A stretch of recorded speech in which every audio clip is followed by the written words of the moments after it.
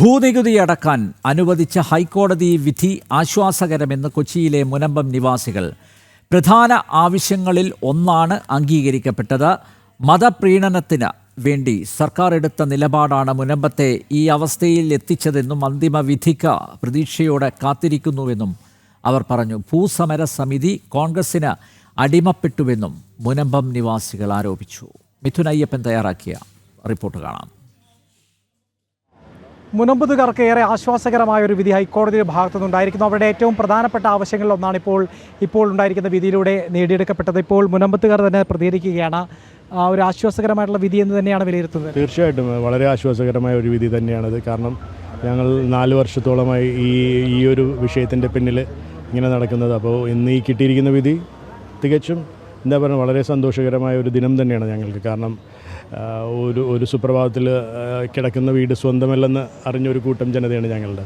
പക്ഷേ ഇന്ന് ബഹുമാനപ്പെട്ട നീതിപീഠം അതിന് വളരെ നല്ലൊരു വിധി പ്രസ്താവിച്ചിട്ടുണ്ട്. അപ്പോൾ അത് ഞങ്ങളുടെ ഇത്രയും നാളത്തെ പരിശ്രമങ്ങൾക്ക് ഒരു നല്ലൊരു ഫലം കിട്ടിയിരിക്കുകയാണ്. നികുതി അടയ്ക്കാൻ അനുവദിക്കുന്നു എന്ന് പറയുന്നിടത്ത് തന്നെ ഒരു പ്രധാനപ്പെട്ട ആവശ്യമാണല്ലോ അംഗീകരിക്കപ്പെട്ടിരിക്കുന്നത്. തീർച്ചയായിട്ടും അത് ഞങ്ങളുടെ സ്ലോഗനിലൊന്നായിരുന്നു, ഞങ്ങളുടെ റവന്യൂ അവകാശങ്ങളെല്ലാം പുനഃസ്ഥാപിച്ചു തരാമെന്നുള്ളതായിരുന്നു ഞങ്ങളുടെ മെയിൻ മുഖ്യ ആവശ്യം. അപ്പോൾ അതിനുള്ള ഒരു തീരുമാനം ബഹുമാനപ്പെട്ട ഹൈക്കോടതി എടുത്തിട്ടുണ്ട്. അപ്പോൾ വളരെ സന്തോഷമാണെന്ന്.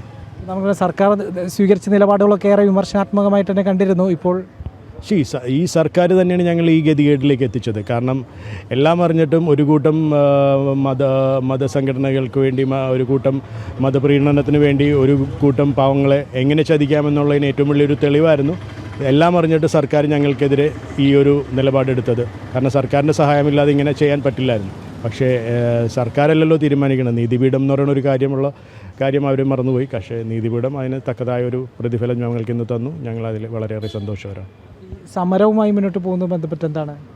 ഞങ്ങൾ സമരവുമായി ഇപ്പം ഞങ്ങൾ ഭൂസംരക്ഷണ സമിതിയുമായിട്ട് ഇന്നിപ്പോൾ നിങ്ങൾ അറിഞ്ഞിരിക്കേണ്ട ഒരു കാര്യം, ഇന്നിവിടെ നടന്നിരിക്കുന്ന കേസ് ഞങ്ങൾ വ്യക്തിപരമായിട്ട്, കാരണം ഭൂസംരക്ഷണ സമിതി എന്ന് പറയുന്ന ഈ കോൺഗ്രസിന് അടിമപ്പെട്ട ഒരു സംഘടനയുടെ കീഴിലേക്ക് പോകാതെ, നിങ്ങൾ അറിഞ്ഞു കാണും, ഈ അടുത്തായിട്ടുള്ള ഭൂസംരക്ഷണ സമിതിയുടെ കൺവീനർ തന്നെ കോൺഗ്രസിൻ്റെ രാഷ്ട്രീയമില്ലെന്ന് പറഞ്ഞ് അവസാനം കൺവീനർ തന്നെ കോൺഗ്രസിൻ്റെ സ്ഥാനാർത്ഥിയായിട്ട് പ്രത്യക്ഷപ്പെട്ടതാണ് നമ്മളിത് കണ്ടത്. അപ്പോൾ അതിനുശേഷം പിന്നെ ഞങ്ങളിത് ചതിക്കപ്പെടുമെന്ന് മനസ്സിലാക്കിയപ്പോഴാണ് ഞങ്ങൾ പുതുതായിട്ടൊരു വക്കീലിനെ എൻഗേജ് ചെയ്യിപ്പിച്ചത്, ബഹുമാനപ്പെട്ട കൃഷ്ണുണ്ണി സാറ്. അപ്പോൾ അദ്ദേഹത്തിൻ്റെ വാദത്തിലാണ് ഇന്ന് കാര്യങ്ങളെല്ലാം നടന്നത്. അപ്പോൾ അതാണ് ഞങ്ങൾക്ക് ഇന്നുണ്ടായിരിക്കുന്ന ഏറ്റവും നല്ലൊരു സംഭവം. എന്താണ് ഒരു പോരാട്ടത്തിനൊരു വലിയ രീതിയിലുള്ള ആശ്വാസം ഉണ്ടായത്? പോരാട്ടത്തിൻ്റെ ഏറ്റവും വലിയ പ്രശ്നം എന്ന് പറഞ്ഞാൽ ഈ ഭൂസംരക്ഷണ സമിതി ഉണ്ടല്ലോ. അപ്പോൾ നിങ്ങളൊക്കെ വെളിയിൽ നിന്ന് കാണും പോലെയല്ല, ഞാൻ നിങ്ങളുടെ ചർച്ചയിലൊക്കെ പങ്കെടുക്കുന്ന വ്യക്തിയായിരുന്നു.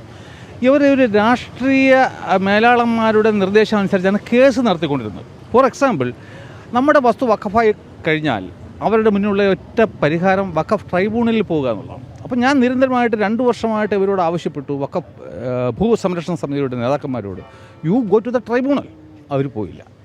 അതിന് പകരം അവർ റിട്ട് പെറ്റീഷൻ ഫയൽ ചെയ്ത് ഹൈക്കോടതി മുമ്പ് കിടക്കുകയായിരുന്നു. അവസാനം ഹൈക്കോടതി ഓടിച്ചു, ഇവിടെയല്ല നിങ്ങളുടെ പരിഹാരം, you go to the tribunal. അങ്ങനെയാണ് ഇപ്പോൾ വഖഫ് ട്രൈബ്യൂണലിൽ ആ കേസായിട്ട് പോയത്. അപ്പോൾ ഇവർ നേരെ ചൊവ്വേ കേസ് നടത്തില്ലായിരുന്നു. അപ്പോൾ ഫൈനലി ഇതിലുള്ള കുറച്ച് കക്ഷികൾ എന്നെ സംബന്ധിച്ചിട്ട് പറഞ്ഞു, സാർ ഞങ്ങളെ കേസ് നടത്തി തരണം.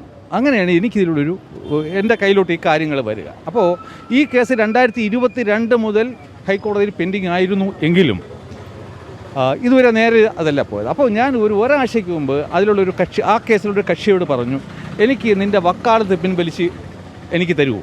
അങ്ങനെ പുള്ളി സമ്മതിച്ചു. അതിൻ്റെ അടിസ്ഥാനത്തിൽ ഞാനിപ്പോൾ എൻ്റെ സ്വന്തം ഇഷ്ടത്തിലാണ് കേസ് നടത്തുന്നത്. ഞാൻ കഴിഞ്ഞ ദിവസം കൃഷ്ണുണ്ണി സാറിനെ പോയി കണ്ടു.